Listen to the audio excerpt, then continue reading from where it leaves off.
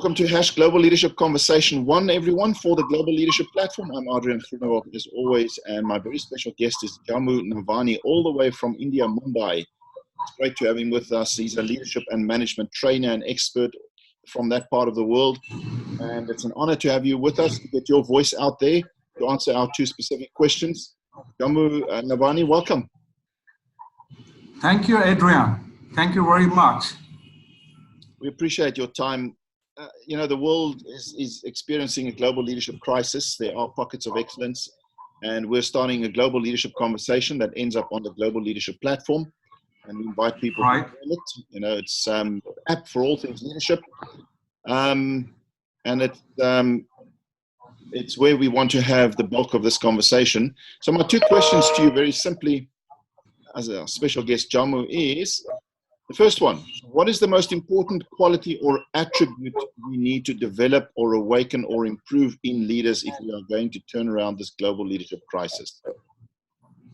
Okay, Adrian, before I answer your question, I would like to revisit a little bit of how I see why this turbulence is happening.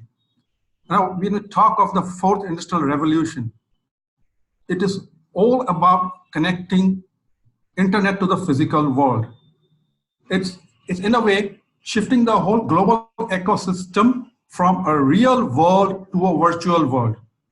Now, when we talk of this, the first two challenges which everyone is facing is coming to terms with the complexities arising out of the human factor at work, and next, the complexities arising from the daily changing technology.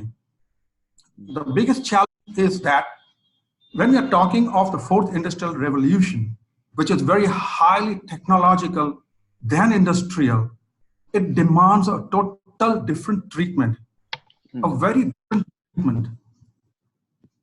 Let's put in very simple terms. Say, if I'm a businessman and I have a business which is operating on a particular technology platform, and someone comes about with a better technology and eats into my business. Now, that better technology is not disrupting me. The disruption is happening because I am not able to adopt to the new technology. That is where the disruption happens to me. Simply going forward, the key success factors are for businesses to learn to be agile, to be adaptive, and to be innovative in order to be able to survive in a scenario where disruption is a daily happening, where uncertainty and rapid changes are the norms and not the exceptions. Now, having said that, as we enter into this fourth industrial revolution, we have to start with first bringing a massive shift in the paradigms of what we understand of leadership in the context of the 21st century and our perception of reality and how we relate to it. Let's look at it. We have been used to working in a very particular way. We have been trained to think, to take decisions, to lead in a particular way. And as we are entering a world which is shifting from reality to virtuality, everything changes. The rules of the games change. Everything. Let's say today, if we accept the fact that uncertainty is the norm, then the whole concept of probability is null and void, because the only real thing is what is happening as of now. When we are so uncertain of tomorrow, we have to learn to take decisions in this very moment.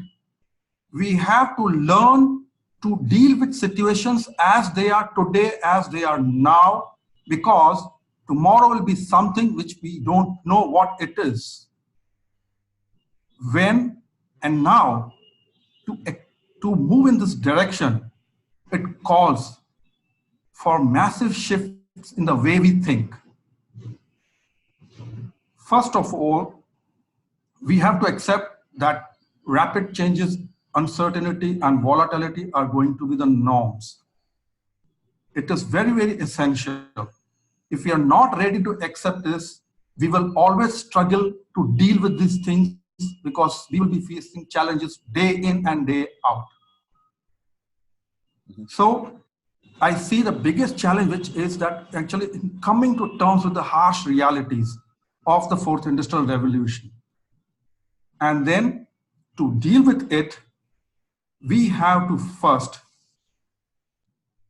look at things from a very different perspective.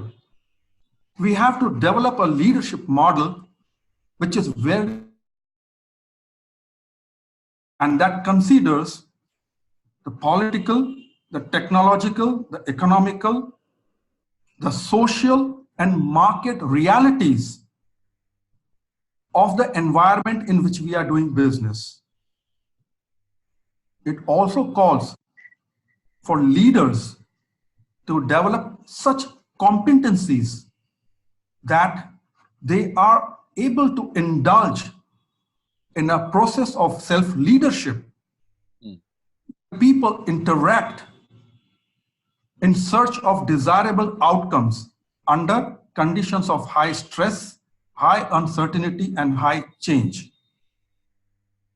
It's not only that, we have to have a leadership model that facilitates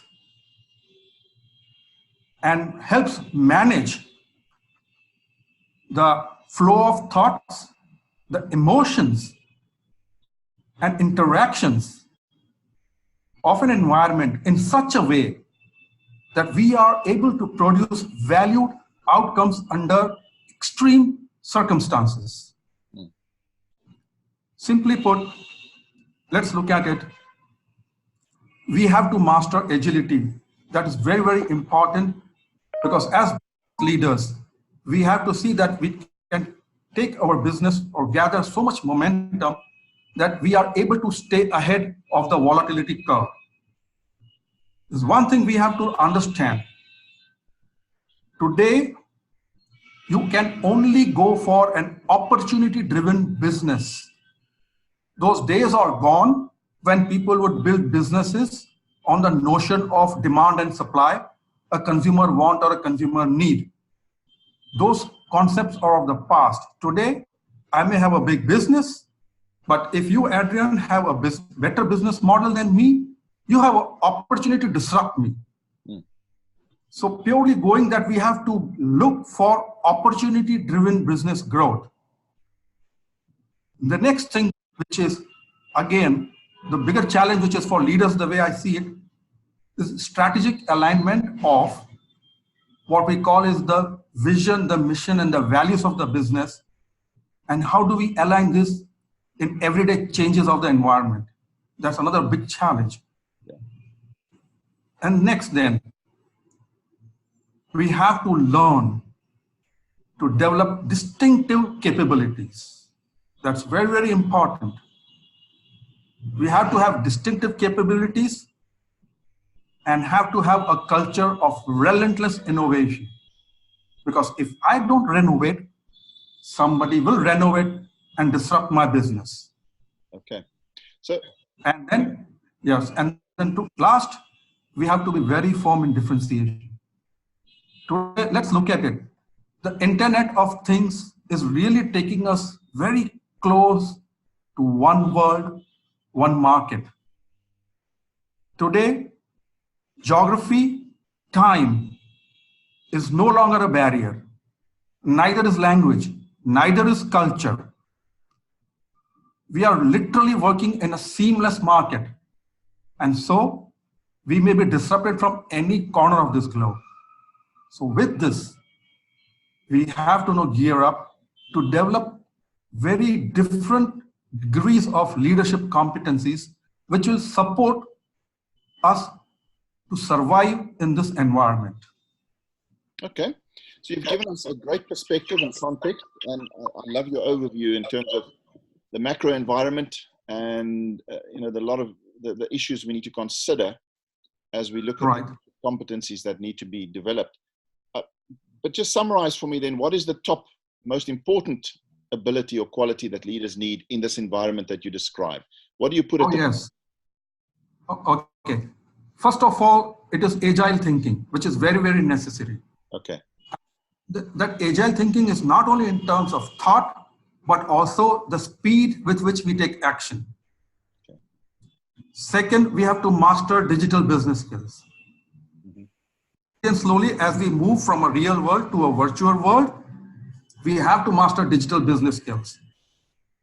And then next is we have to be ready to use learning and development as a strategic tool to grow and survive and compete. Because every day, as a business leader, you have to have some new learnings and you have to develop your strategies from those learnings to face the future. We have to be very strong enough in developing sustainable human capital for the future. That is very, very critical. We have to understand one thing, that in the future, knowledge is going to drive the business and not wealth or any other factor, which means assimilating knowledge to use it as a competitive advantage is going to be very important. And then above this, we have to have collaborative skills where we can collaborate with a lot of teams across to work together. We need to be ready to manage the talent for today and also be ready to manage the talent of tomorrow, given that tomorrow we have to deal with more of millennials and not people of Gen X. Okay. And then as we grow big, we have to master global business management skills. That is very, very important. And yes, change management is going to be an everyday affair. Yeah. So these are very critical things. But apart from this, there are very small skills which are very necessary. Maybe today we are not feeling the need, but going ahead, yes, it is complex problem solving, critical thinking, and again, managing innovation in a very radical way are very, very important. Okay. Jammu, we will have obviously # Global Leadership Conversation 2 and 3 in the future, depending on what comes out of the first conversation that we're having across the world. So let's just, my second last question is, let's just take agile thinking. Give me 30 seconds on how do you develop that in leaders? So you're a leadership development trainer. You train leaders. Exactly. How do you take a leader and help him to become a more agile thinker? Okay, Adrian, the whole concept of agility has come from IT, where there was a period that you have to develop softwares with speed if you have to compete in the world. Now it is same. Agile thinking is basically a discipline which helps you to be very alert to what's happening in your environment. In short, is that you train yourself, become very alert to the smallest hint of disruption around you, to any shift which is happening around you, which can affect you. It's reorienting your thought process into like a survival mode. You bring out your survival instincts. You think so rapidly. You network a lot. You research a lot. You keep your ears and eyes wide open to be sensitive enough to the slightest hint of threat from any disruption. And this thinking can only come by development, training, and practice. It just cannot be learned overnight. It takes periods. It has taken me 10 years to develop this skill. It was 10 years back when I started doing my research on leadership competencies of the future that I realized, and that's also I've done it by self-training. So it's taken me nearly 10 years, but yes, it takes time, but you reach there, and it's not very difficult. Okay. Just Jammu, just so that we can have an understanding of what formed your views, what kind of companies or type of companies have you worked in that's formed these views that you have? See, I have worked with both small and big companies, and let's say out of my total experience of 36 years, 27 years has been as business heads, where I had to take all strategic decisions, and mostly I have been connected with startups, not in terms of small business, but also for startup ventures for big organizations. And from let's put it somehow, leadership has been a passion with me. So along with business, I've taken pains to develop my knowledge, and I've been doing a lot of research on how things are happening. And the way I work is like today, if I see a situation and I will think about, I see something happening and I try to extrapolate what it will impact in the future. And if this is a reality of what are the challenges and what leadership competencies are required to meet those challenges. Just let me share with you, I've just started working on a very different concept, which I like to call as the mother of all disruptions. And it's the theme of my next blog. And it's simple. What happens when a millennial digital nomad mixes the fourth industrial revolution with 5G technology? Now, when I think of the possibilities, they're very scary, very disruptive, but they open up a host of lots of opportunities. Okay. I'm sure it will happen. The process has started, but how fast it will happen?